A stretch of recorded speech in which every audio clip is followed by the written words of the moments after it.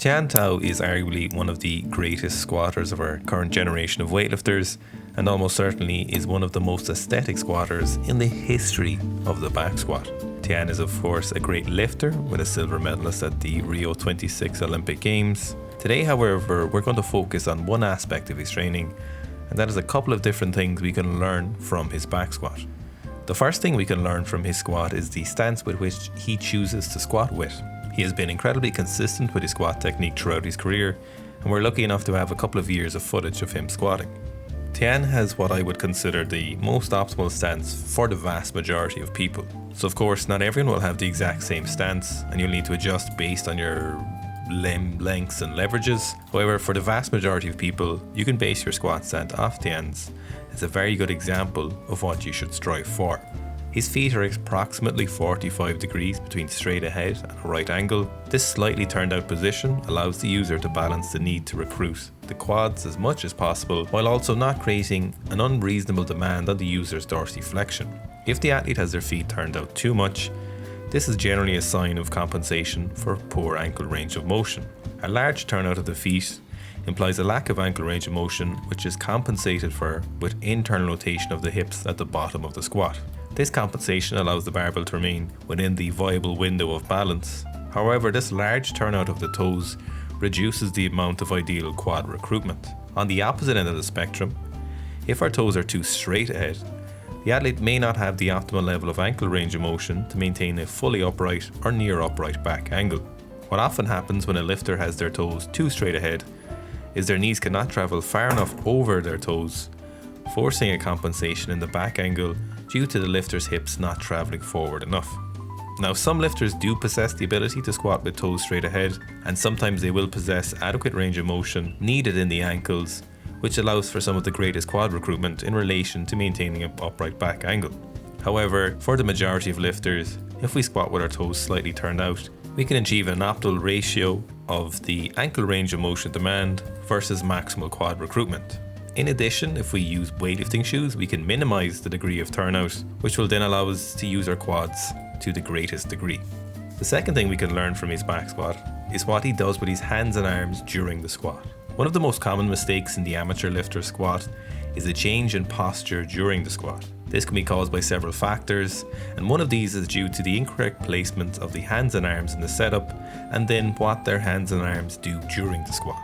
A frequent mistake made by lifters is a very loose grip of the barbell, which then travels along the length of the arm to a loose elbow position. A loose elbow position and hand position generally leads to a change in elbow position during the ascent of the squat, which results in a rounding or changing of the upper back angle. Injury worries aside, a change in the upper back angle will result in the forward movement of the barbell.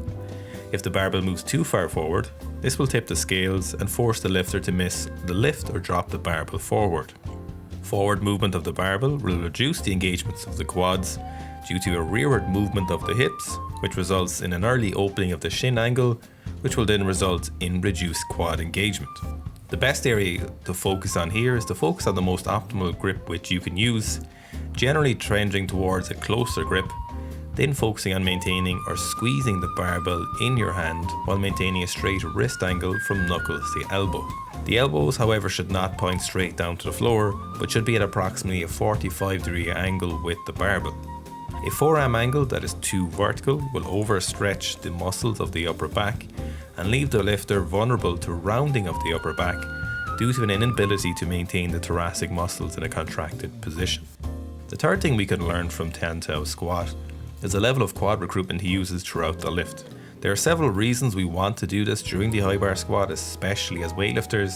We want to maximize the usage of our quads, which are some of our primary knee extensors. We also want to maintain the most upright angle in the squat, to train and replicate the relevant postural demands of the snatch and the clean. Having a squat that is largely driven by the quads allows us to maintain the most consistent back angle. Generally, if a lifter recruits too much postural muscles, we will see that these muscles are not able to maintain consistent positions and will often force the barbell forward into an unbalanced position.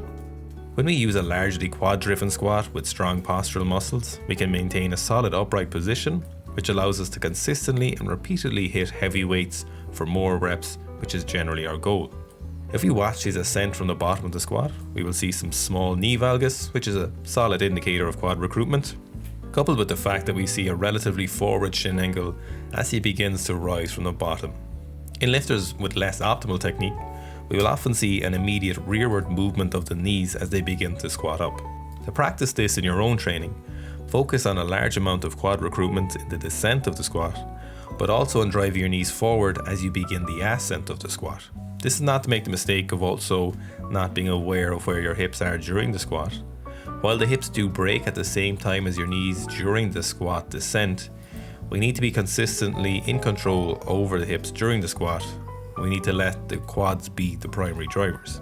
The last thing we can learn from his squat is if we watch how he maintains his posture even under heavy loads. The action he takes during the ascent of the squat is a reactive mechanism.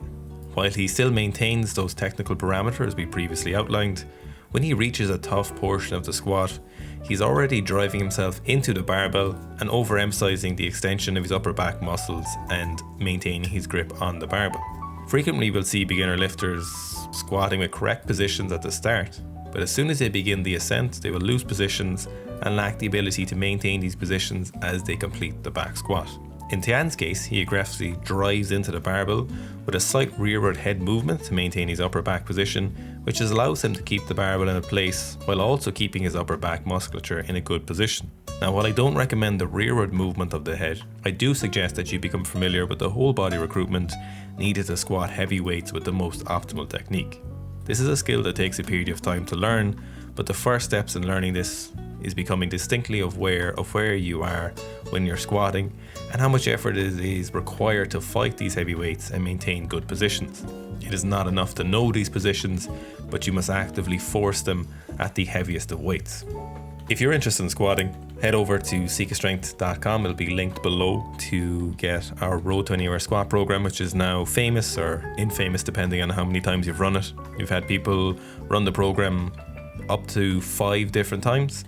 An average of 2 to 3 times for most users as they get a lot of benefit from the program. It is 2 sessions per week, 8 weeks in length, and we've seen anywhere from 25 kilos up to 45 kilo PBs on the program, and we highly recommend it. It is tough, but it is well worth the value you get from the program.